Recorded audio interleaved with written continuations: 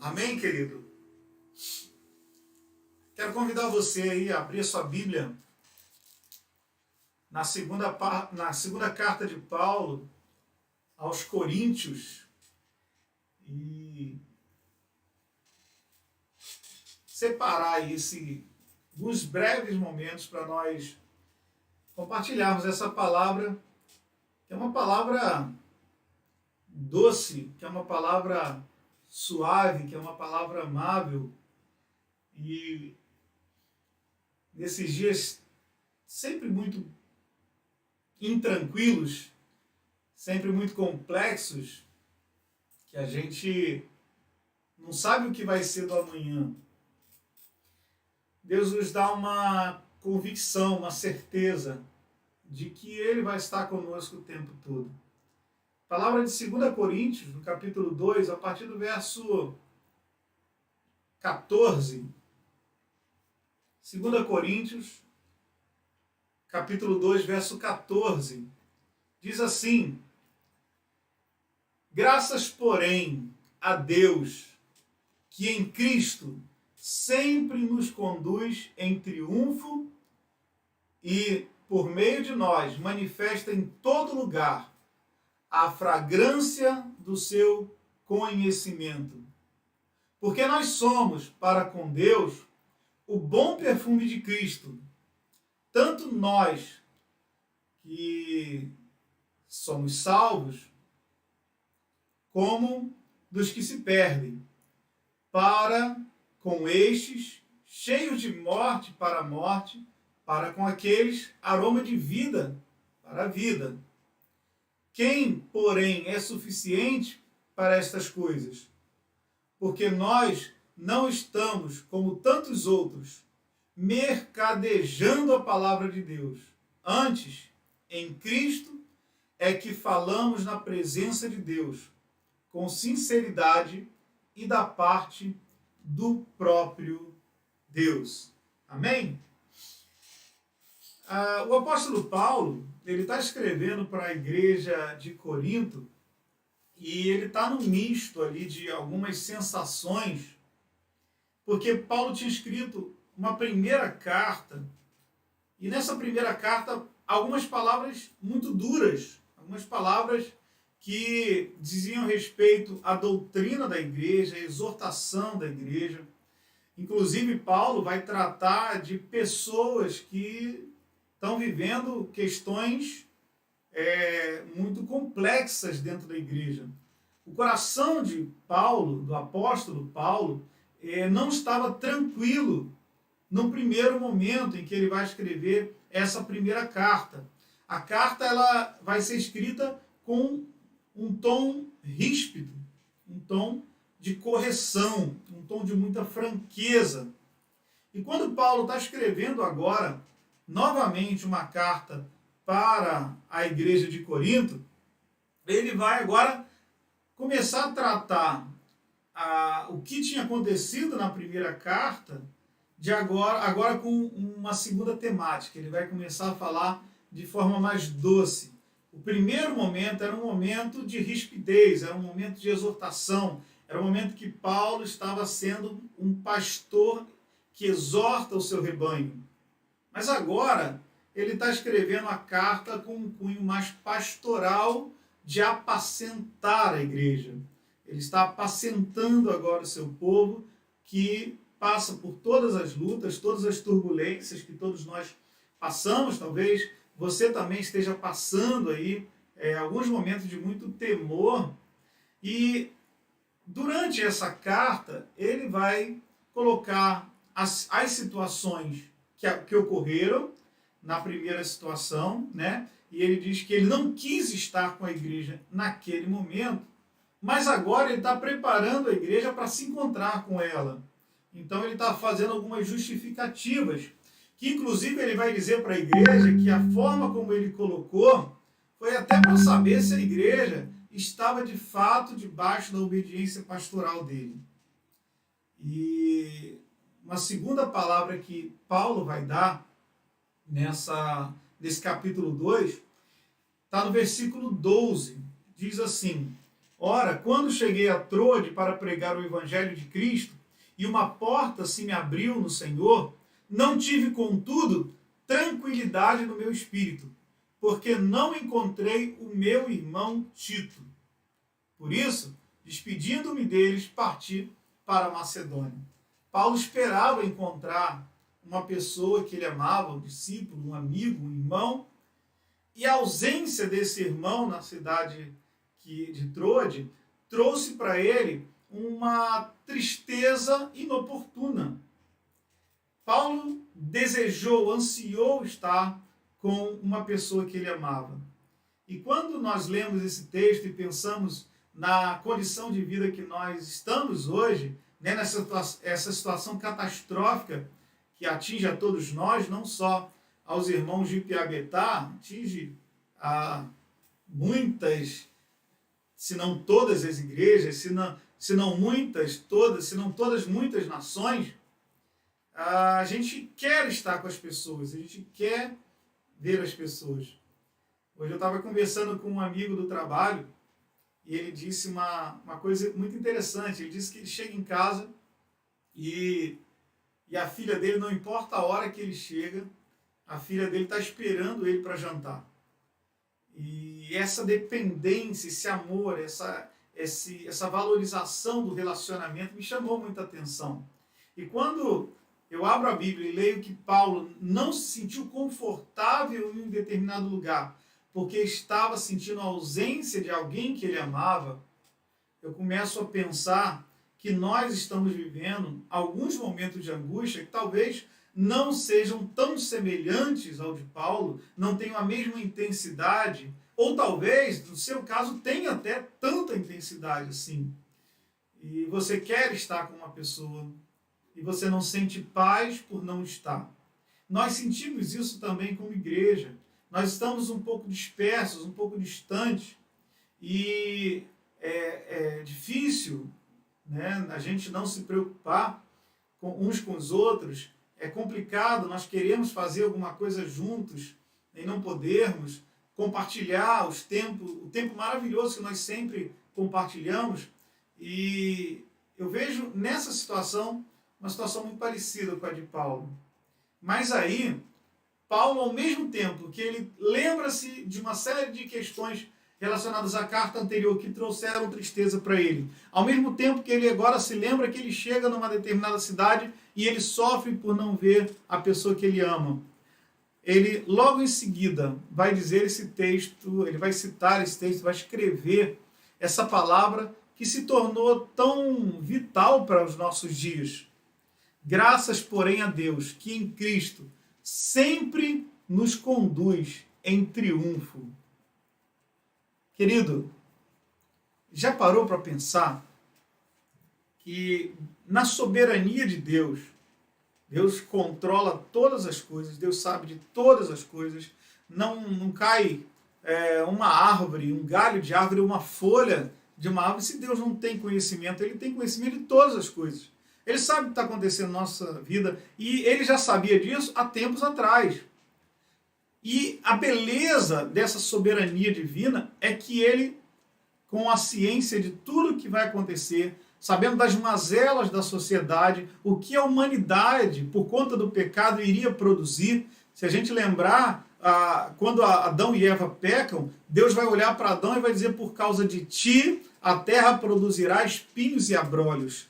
Nós hoje continuamos nesse propósito insano de produzir espinhos e abrolhos. E nós produzimos espinhos que são vírus, que são bactérias, que são algumas deformidades no sistema biológico, mas nós também produzimos questões espirituais terríveis na nossa vida. O mundo está lotado desse tipo de coisa e nós sofremos por causa disso, né? E Deus sabe de tudo. Deus tanto sabe de tudo que Ele criou um plano de salvação para a gente, até antes mesmo do pecado.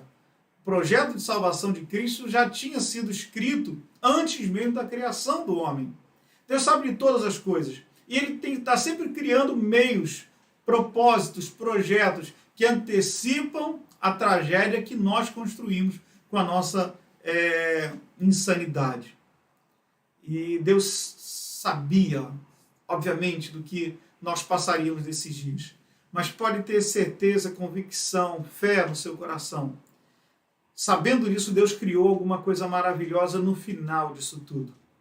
Por isso que Paulo, mesmo sofrendo, mesmo tendo todas as dificuldades relacionadas ao seu ministério, às suas viagens, às suas constantes enfermidades, e ele sabendo o que aconteceria com a vida dele, ele também tinha uma convicção muito grande de que Deus, em Cristo, sempre nos conduz em triunfo. Significa que não é que nós não vamos ter problema, significa que, ainda que tenhamos problema, Deus já construiu uma trajetória de triunfo para a minha vida e para a sua vida. Então hoje a gente olha uma enfermidade, Deus olha para frente e vê triunfo. Hoje nós olhamos desemprego, Deus olha para frente e vê triunfo. Hoje nós vemos um problema dentro de um relacionamento que nos é muito importante, Deus olha para frente e vê triunfo. Hoje nós olhamos para o nosso ministério e hoje nós estamos praticamente, com o perdão da palavra, né? Então vou colocar aqui até entre aspas, né? No mundo que a gente fala qualquer coisa que está gravado e toma um duplo sentido.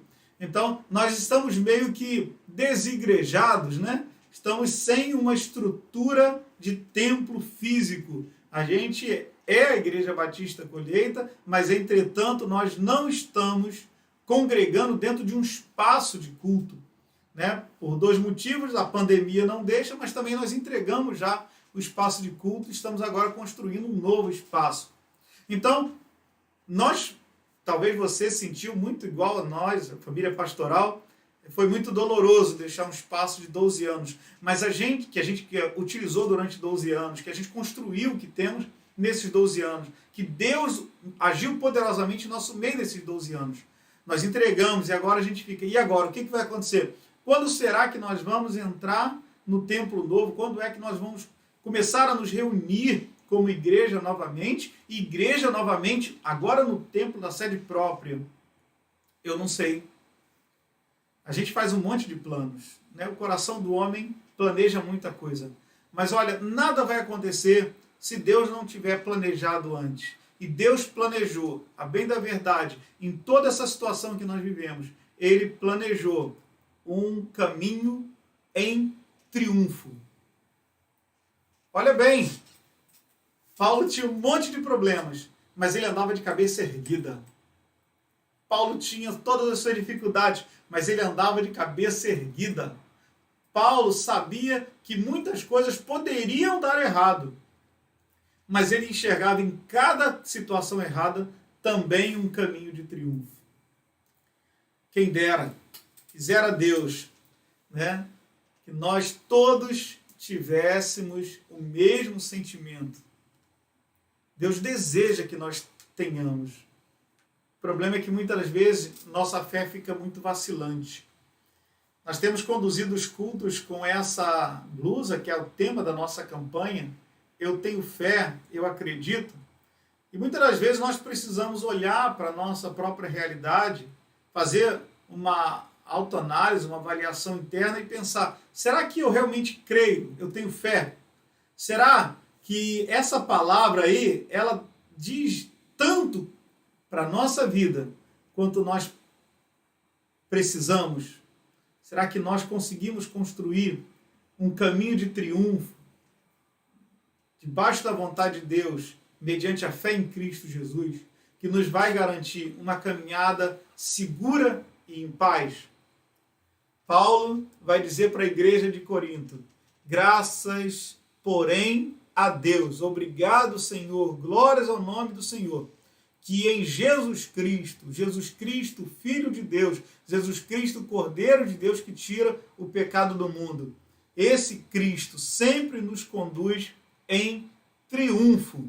E por meio de nós, e entra a segunda palavra que é tão forte nessa noite, e por meio de nós manifesta em todo lugar a fragrância do seu conhecimento. Porque nós somos para com Deus o bom perfume de Cristo. Olha que fascinante essa palavra. Eu tenho problemas, mas eu não deixo de ser o bom perfume. Eu muitas das vezes estou enfermo, mas eu não deixo de ser o bom perfume. Eu posso até perder um pouco da minha paz, entrar num certo desespero, mas eu continuo sendo o bom perfume de Cristo. E esse bom perfume, esse odor maravilhoso, ele tem que manifestar-se. Né? Não adianta a gente ser um perfume que fica dentro do frasco, guardado numa caixa, dentro do guarda-roupa. O perfume ele tem que executar a sua função, ele tem que ser aplicado na vida, ele precisa ser experimentado. E muitas das vezes, nós, por conta de não nos atentarmos para essa verdade, nós deixamos de perfumar. Então, aplicando isso dentro da nossa vida, nós temos perfumado com a palavra do Senhor, com a fé inabalável, com essa convicção de um triunfo iminente. Nós conseguimos contaminar, exalando esse perfume em todo o ambiente onde nós estamos, seja no nosso trabalho, seja na nossa casa, seja na nossa vizinhança, seja na nossa igreja. Como é que nós temos mostrado essa verdade espiritual a nosso respeito onde nós estamos? E Paulo vai dizer que esse bom perfume porque nós somos para com Deus o bom perfume de Cristo, tanto nos que são salvos como nos que se perdem.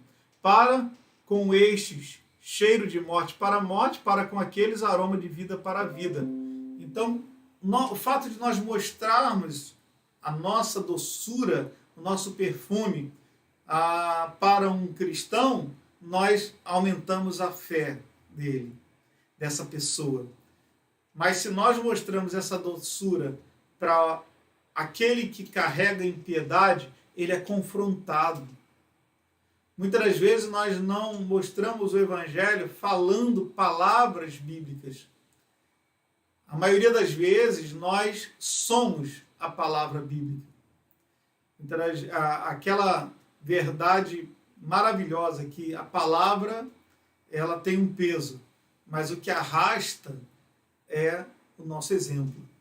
Então, a palavra ela vai ensinar, ela vai dizer alguma coisa, mas as pessoas querem ver em nós algo tremendamente diferente.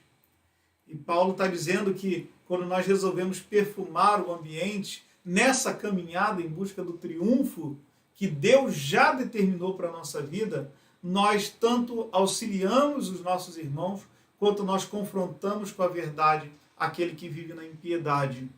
E a palavra termina dizendo que nós não somos mercadores disso aí. A gente não está vendendo para benefício próprio absolutamente nada.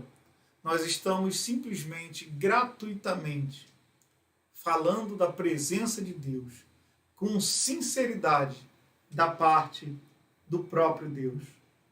Andar perfumando é andar íntegro em Cristo, ainda que seja num caminho tenso, sabendo que a nossa vitória vem do Senhor, graças a Ele, graças a Deus Pai, ao Filho Jesus e ao Espírito Santo, que nessa Santíssima Trindade nós somos conduzidos até a vitória.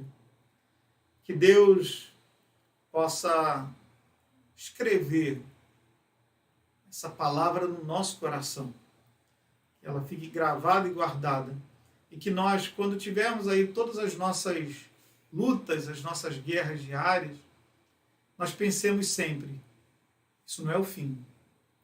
Ouviu, querido? Receba essa palavra. O que você está vivendo de tão ruim não é o fim. O fim foi determinado pelo Senhor. E o fim sempre é a glória de Deus se manifestando sobre a nossa vida. Amém? Que Deus